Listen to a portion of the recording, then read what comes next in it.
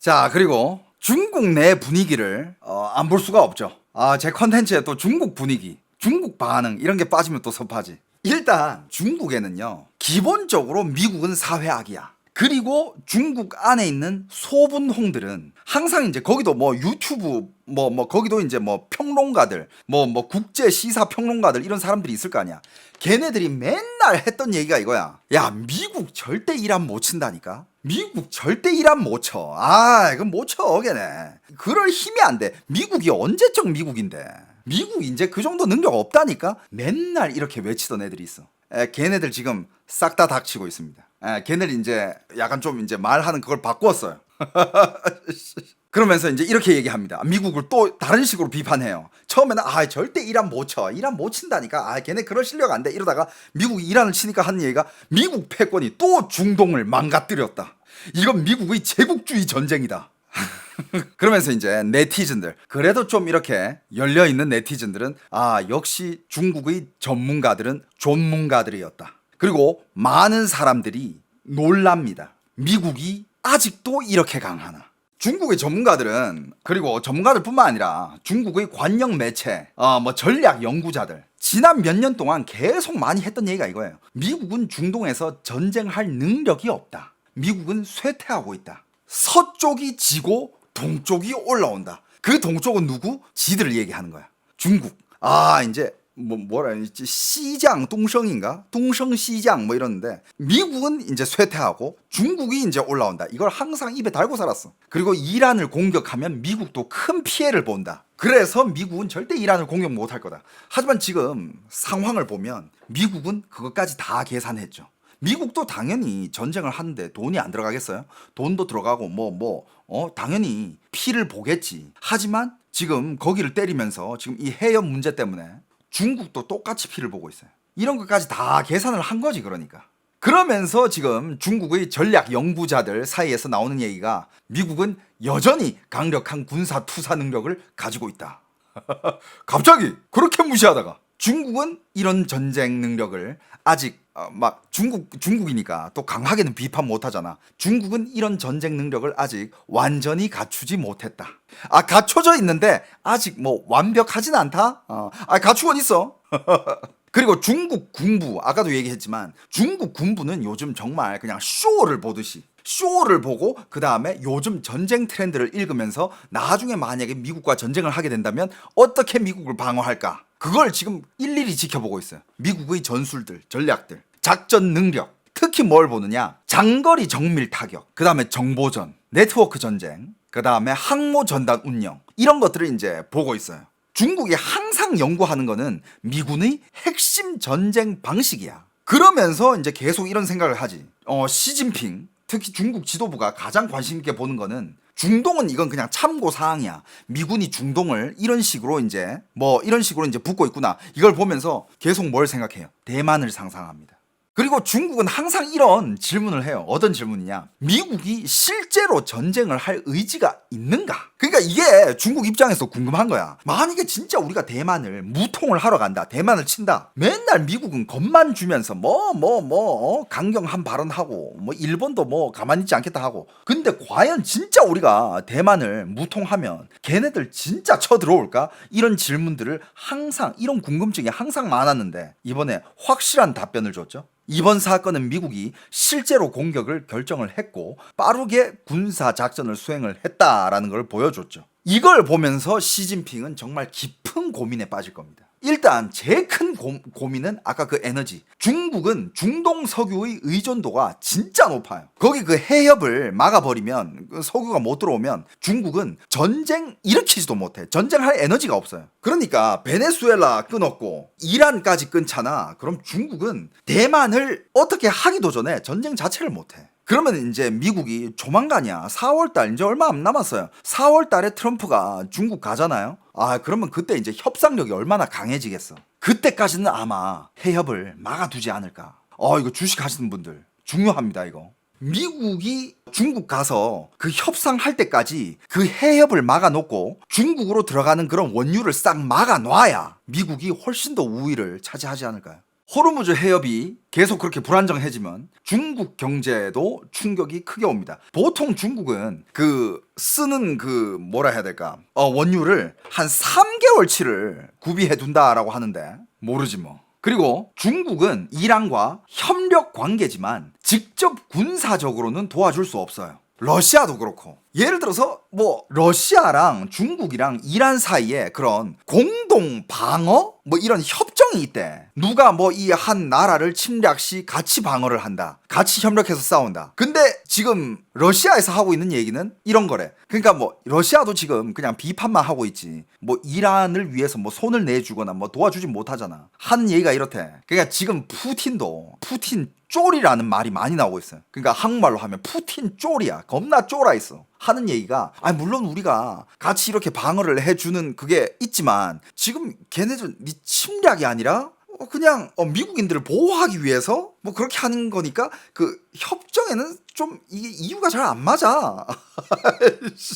그러니까 발뺌하고 있는 거죠. 그리고 중국에서 이런 얘기가 나왔어. 아까도 얘기했지만 미국은 여전히 강하다. 미국은 계속 강했잖아. 근데 그 중국 내부에서는 계속 미국은 지금 쇠퇴하고 있다. 미국 지금 바닥이다. 이제 미국은 가라앉고 중국이 떠오른다. 이런 얘기를 계속 했는데 요번 전쟁을 보면서 중국이 느끼는 거는 아직도 이렇게 강해? 근데 왜 아직도가 나오냐면 옛날에 중국이 그거 기억하시죠? 등소평 시절에 등소평이 미국은 100년 동안 적대시하지 마라. 최소 100년은 미국을 적으로 두지 마라. 절대로. 옛날에 등소평이 유명했던 얘기죠, 그죠? 근데 시진핑이 그걸 한 30년 만에 깨버렸죠, 그죠? 왜 그런 얘기가 나왔냐? 1991년 걸프전 때 당시 미군은 42일 만에 해방전쟁을 끝냈다고 합니다. 그때 그걸 보고 중국 공산당 내부에서도 충격이 엄청 컸대. 그러면서 그때 총참모부 제2부서에서 중국식으로 말하면 3가지 상상 못한 것을 정리를 해가지고 보고서를 올렸다고 합니다. 그 보고서의 내용이 뭐냐? 그게 1991년도 때야. 첫 번째가 미국이 이렇게까지 강한 줄 몰랐다. 그들은 우리가 한 번도 본 적 없는 방식으로 싸웠다. 우주, 해상, 항공을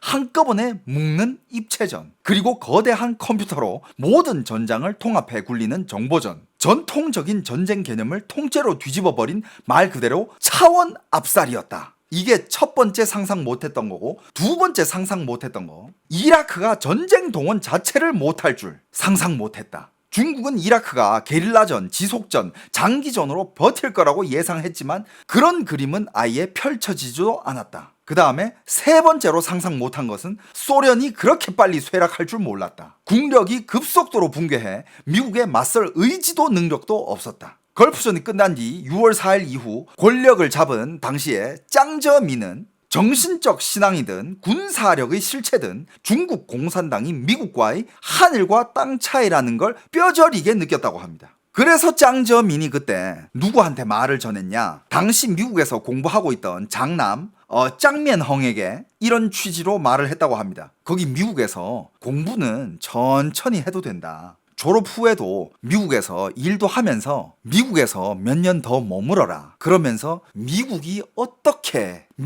나라가 어떻게 발전하고 어떻게 돌아가는지 그걸 잘 지켜봐라. 그 당시에만 해도 중국의 모든 인재들, 그리고 당간부, 관간부, 군간부의 2세들이 싹 다 미국으로 유학하던 시절이에요. 뭘 했느냐? 미국을 그때부터 탐색하는 거야. 미국이 어떤 나라인지, 미국은 어떤 시스템으로 돌아가고 있는지, 이걸 어떻게 중국으로 가져가가지고 중국을 강하게 만들어서 중국이 미국을 뛰어넘게 할 수 있는지, 그때부터 시작이었어. 그래서 그때 놀랐는데 지금 이걸 보고 나서 지금 25년이 지났잖아요. 25년이 뭐야? 지금 뭐 30몇 년, 30몇 년이 지났잖아. 세월이 이렇게 많이 흘렀고 중국도 지들 나름대로 우리 발전 많이 했어. 우리 이제 옛날 중국이 아니야. 이런 자부심이 있었지만 미군의 전쟁 방식은 여전히 혹은 더 심하게 모든 군사 강적을 압도하고 있다라는 거를 이제 알게 된 거죠. 그러니까 지금 시진핑의 하루하루는 옛날에 짱저민이 아들한테 씁쓸하게 말을 전했을 때보다 지금 시진핑의 하루하루는 그때보다 훨씬 더 답답할 수 있다. 그리고 그게 있어. 이게 어떤 군사적으로 잘 아는 사람이 이번에 그 작전 그거를 나열을 해놨는데 일단 이번의 작전의 가장 무서운 순간이 테헤란의 침묵이라고 합니다. 그러니까 중국이 제일 무서워하는 게 베이징, 시진핑이 벌벌 털고 있는 게 이번에 그거 폭격들 이런 걸 보면서 떨고 있는 것보다는 이번 군사작전에서 중국이 제일 소름 끼친 것은 여기서부터 좀 웃긴데 테헤란 상공에 찾아온 이상할 정도로 조용한 침묵이래. 왜냐? 일단 이란의 혁명 수비대는 평소에 중국에서 도입한 레이더 시스템을 자랑하는 것을 매우 좋아해요. 마두로도 화웨이 폰 겁나 자랑하잖아. 시진핑이 나한테 준 거다. 이거 미국이 못 뚫어. 화웨이 폰 이렇게 보여주면서 야 이거 미국이 이거 절대 못 뚫어. 그러다가 이제 인형 뽑기처럼 잡혀가잖아요. 그죠? 마두로 카메라 앞에서 나 여기 있어. 나 잡으러 오란 말이야. 나 여기 있다고. 니들 그럴 수 있어? 바로 잡혀갔어요. 바로 잡혀가가지고 이러고 들어가면서 해피 뉴 이어 해피 뉴 이어 이러면서 잡혀갔잖아. 그죠? 자, 이란도 이 중국에서 도입한 이런 방공 시스템, 레이더 시스템을 자랑하는 것을 굉장히 좋아합니다. 그리고 그런 방공 시스템, 레이더 시스템은 정상적인 상황이라면 정체불명의 비행체가 접근하는 순간 방공 경보가 도시 전체에 울려 퍼져야 하고 이 경고등 이런 것들이 경고 시스템이 작동을 해야 되는데 근데 28일 아침에는 경보도 레이더 장비의 작동 소리도 모두 사라졌어요. 테헤란 시민들뿐만 아니라 군 기지의 레이더 운용병들조차 폭탄이 떨어지기 전까지는 뭐가 오고 있는지 아무것도 몰랐다는 거야. 자, 공격이 이제 시작됩니다. 28일 아침이죠. 미국은 먼저 미국의 사이버 사령부와 우주 사령부를 통해서 이란의 레이더, 통신, 지휘 체계를 완전히 마비시킵니다. 그러니까 그 순간 중국이 수출한 그 방공포, 레이더 시스템 다 감지한대. 그거 검색해봐요. 사진 나오거든. 진짜 레이더가 와 엄청 커. 진짜 커요. 건물 어마어마한 빌딩만큼 크고 막 촘촘해. 뭔가 위에 막 촘촘하게 막 달려있어. 그럴싸해 보여. 야, 좀 뭐냐? 근데 그게 순간 어떻게 됐냐? 고철되는 거지. 순식간에 고철이 되어버리고 그 이후의 상황은 너무나 단순해졌습니다. 어떻게 되느냐? 일단 걔네 방공 시스템이 고철이 돼버리고 그 다음에 미군의 F-22 랩터 B-2 스텔스기 폭격기는 무슨 전술 회피 기동 이런 거를 할 조차도 없었대요. 국경을 그냥 그대로 넘어갔대. 그리고 몇 발의 특수 벙커버스터 폭탄이 떨어지고 지하 깊은 곳에서 들려온 몇 번의 폭발 소리, 타격하고 또 타격하고 밑으로 뚱뚱뚱 뚫고 들어가. 그러면서 2시간 안에 하메네이 뒤진 거예요. 이게 과정이야. 여러분들 태무산 안 된다니까. 야, 그 시스템 구축하는데 이란이 중국한테 돈을 얼마나 많이 줬겠어. 그 어마어마한 돈을 주고 고철 덩어리 싸운 거야. 그러니까 그걸 보고 중국은 어떻게 보면 중국 무기가 미국 무기랑 붙은 시간이잖아. 시진핑 그거 보고 충격을 어디서 받았겠어. 그런 폭탄 이런 걸 떠나가지고 그냥 우리 방공 시스템이 왜 아무 반응도 안 하지? 걔네 방공 시스템이 홍치 9B래. 이름도 개촌스러워. 홍치 빨간 깃발이란 뜻이거든요. 빨간 깃발 9B 시스템, 방공 시스템. 한 발도 발사가 안 됐대.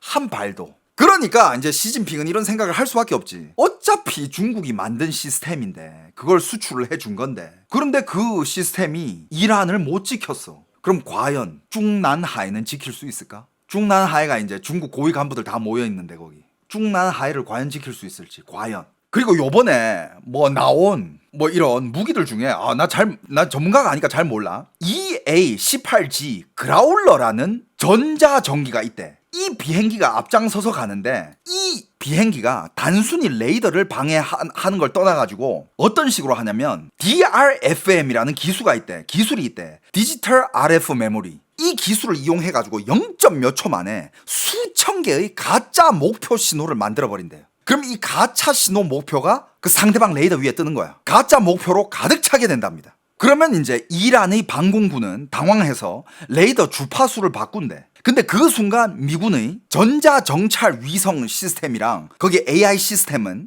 실시간으로 새로운 주파수를 추적해가지고 바로바로 추적을 한대요. 그리고 그 바꾼 주파수까지 즉시 교란을 시켜버린답니다.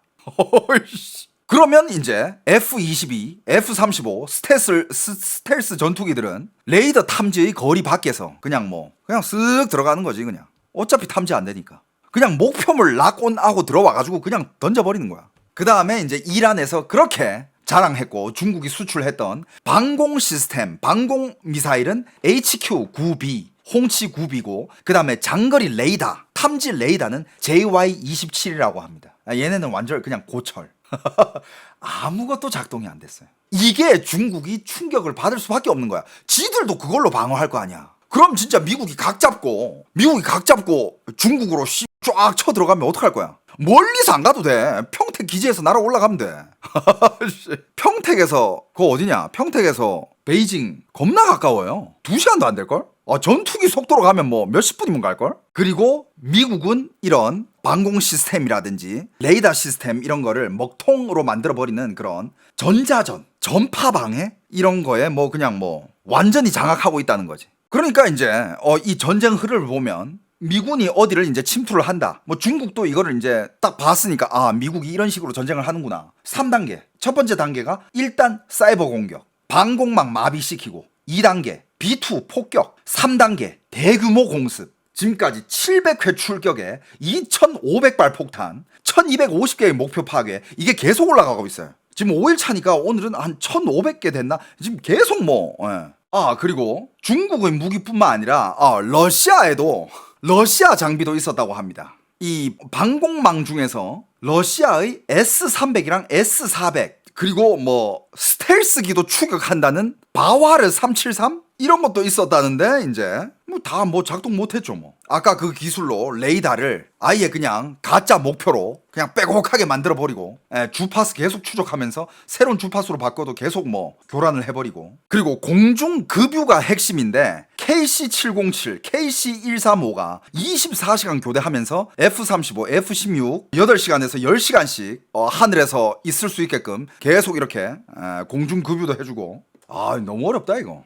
아무튼 그리고 그 폭격 한 방에 하메네이랑 최고 위층 거의 한 40몇 명이 한꺼번에 죽었다라고 그러거든요. 그런 자연스럽게 이런 질문이 나올 수 있죠. 아니 왜 고위층들이 대낮에 그렇게 한 군데 모여 있었냐 이거야. 아니 이런 폭격이 있을 수도 있는데 어떻게 최고 위층들이 바보냐고 이렇게 한데 모여가지고 이거 자살 행위 아니냐라고 사람들이 질문을 하는데, 일단 회의 장소는 지상 회의실이 아니었다고 합니다. 테헤란 중심의 지도부 건물군 지하였다고 해요. 그 지하에 있는 아주 견고한 벙커. 하메네이는 이 암살에 대한 공포 때문에 몇 년간 스스로를 이 두더지처럼 지하에서 계속 살고 있었는데, 심지어 이런 얘기도 있대. 거기는 고위층이 들어갈 때도 그 하메네이가 있는 데까지는 눈을 가리고 들어가야 된대. 왜냐하면 하메네이도 그 주위에 미국과 이스라엘의 스파이가 많은 걸 알기 때문에. 그리고 그들이 그날 모인 거는 방공망이 무너지고 나서 혁명수비대 사령관, 국방정보라인 얘네들이 최고 지도를 찾아가서 즉시 어떻게 해야 되는 그 결정을 받아야 되는 그런 상황이라 가지고 거기 다 모여가지고 긴급 회의를 하는 상황이었대. 그리고 걔네들이 방심한 게 미국의 공격은 새벽에 밤에 진행될 거라고 생각을 했다라는 거야. 그게 방심을 한 거야. 왜냐하면 마두로도 새벽에 잡아갔잖아. 근데 웬걸 모이자마자 바로 그쪽으로 그냥 대낮에. 그리고 걔네들은 그 지하 벙커가 안전할 줄 알았대요. 못 뚫는다고. 근데 뚫을 때까지 타격을 했죠, 그죠? 그리고 이건 어떤 이제 그 군사 전문가가 표현을 하길 F-35와 F-15가 대낮에 테헤란 시내 상공으로 들어가가지고 좌표에 맞춰가지고 중량급의 관통탄을 30발 이상을 한꺼번에 쏟아부었대. GBU-31 JDAM이라는 건데, 그리고 또 이스라엘의 스파이스라는 폭탄 같은 정밀 관통 무기도 동원이 됐다고 하네요. 첫 발이 일단 상부 철근 콘크리트를 열고, 그 다음에 두 번째, 세 번째가 열린 구멍을 타고 더 깊이 들어가서 터지고, 이런 과정을 거쳐가지고 86세의 하메네이와 그리고 이란 최고 위급 간부 48명이 어두운 지하에서 순간적으로 날아갔다는 거죠. 이걸 양파 까듯이 그 방공호를 까발렸다고 합니다. 와, 요거 아까 제가 얘기한 건데 뭐냐면, 요번에 미국 중부 사령부가 참전 자산 목록을 공개를 했다고 해요. 그 중에 뭐가 있었냐? B2, F-22, F-35, F-16, F-18, A-10, EA-18G, 항공모함, 구축함, 토마호크, 아무튼 이렇게 쭉 나열을 했대. 근데 그 중에서 요즘 트럼프가 계속 밀고 있는 거 있잖아요. 이거는 뭐 이제 다 나열을 하면서 마지막으로 한 얘기가, 그리고 여기서는 나열할 수 없는 특수 능력. 그러니까 이런 게 있으니까 트럼프가 맨날 야 이거 아직 시작도 안 했어. 야 더 큰 거 온다. 야 너 더 큰 거 온다. 너 조심해. 야 이거 아직 시작도 안 했어. 본격적으로 아직 타격 들어간 것도 아니야. 조심해. 그걸 믿고 계속 트럼프가. 그리고 요번에 미국과 이스라엘에서 나온 몇 가지 극단의 조롱 장비가 있어요. 아주 극단의 조롱 장비 2개가 있는데, 첫 번째가 이제 아까도 살짝 얘기했지만 저가의 자폭 드론 루카스, 단가가 35,000달러 수준이라고 합니다. 그게 그 이란이 자랑하고 있는 자폭 드론 샤헤드 136이랑 거의 똑같이 생겼다고 해요.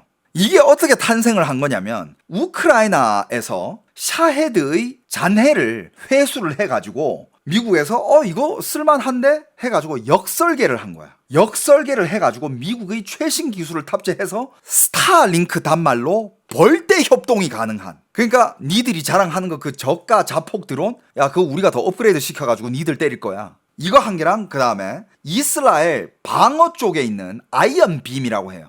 2025년 말부터 배치가 됐고 이번이 실전 첫 쇼라고 하면서 이게 이제 등장을 했는데, 진짜 핵심이 비용이야. 이 레이저를 쏴가지고 이 레이저로 이제 방공을 하는, 미사일을 요격을 하는 그런 시스템인데, 레이저로 쏘는 거예요. 근데 이 레이저 한번 쏘는데 비용이 3달러래.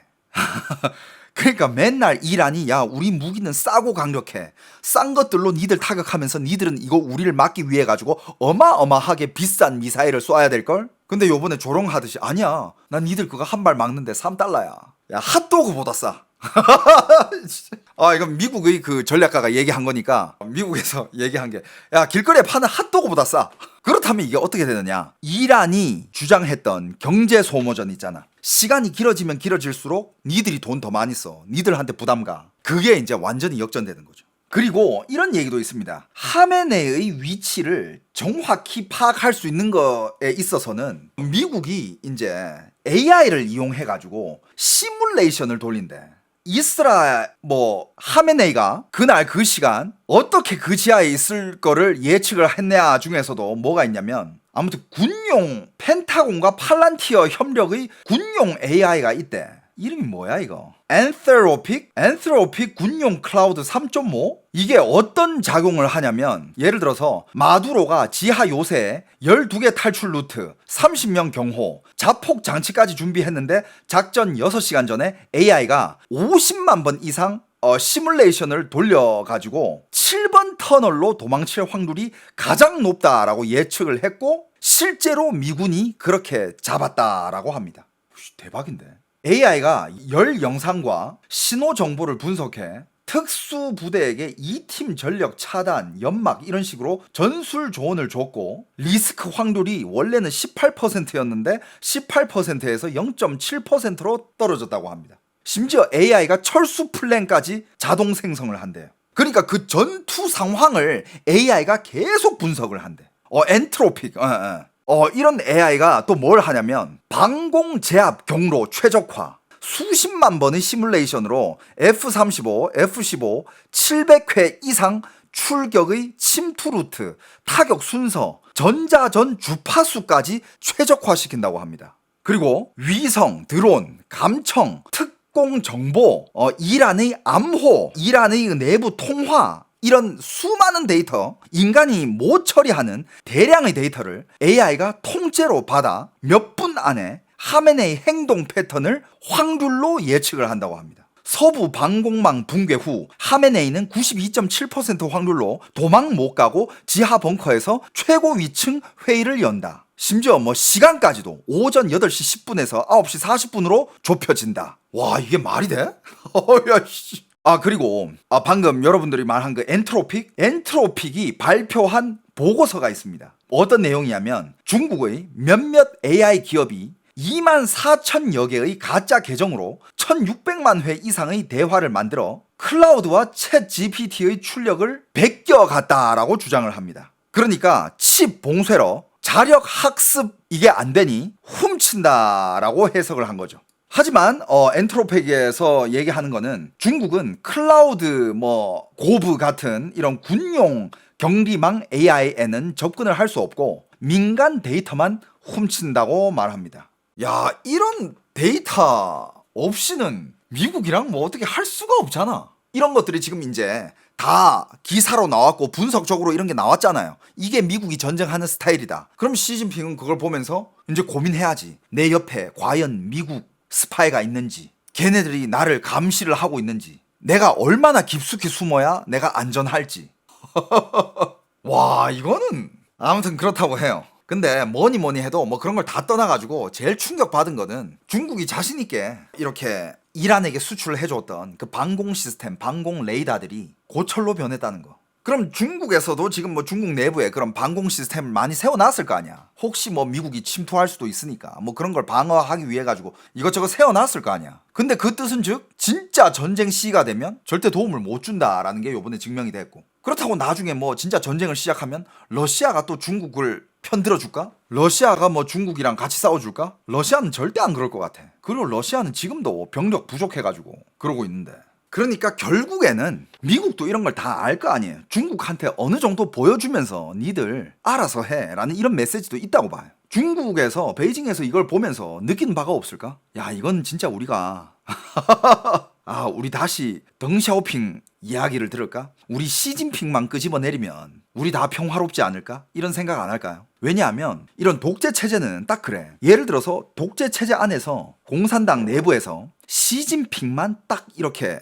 숙청시켜가지고 미국한테는 이렇게 얘기하는 거지. 다 걔가 진행한 거야. 우리는 그럴 뜻이 없었어. 아, 이거 다 시진핑 탓이야. 아, 우리는 미국이랑 맞설 생각이 없었다니까. 이런 생각을 중국 군부나 공산당 간부 위에서 여러 세력들이 이런 생각을 하고 있지 않을까. 근데 또 시진핑은 그런 생각을 하는 사람이 있을까봐 사람들을 다 숙청하고 있죠. 피곤하다 진짜. 어우 피곤하다. 여러분들 또 새로운 중국의 동향, 그리고 뭐 미국, 이란도 그렇고 중동도 그렇고 여러 가지 새로운 동향이 일어나면 또 여러분들한테 또 전달해 드리도록 하겠습니다. 오케이? 제 방송이 그래도 조금이나마 유익했다, 도움이 되었다 싶으신 분들은 꼭 구독 한 번씩 부탁드릴게요.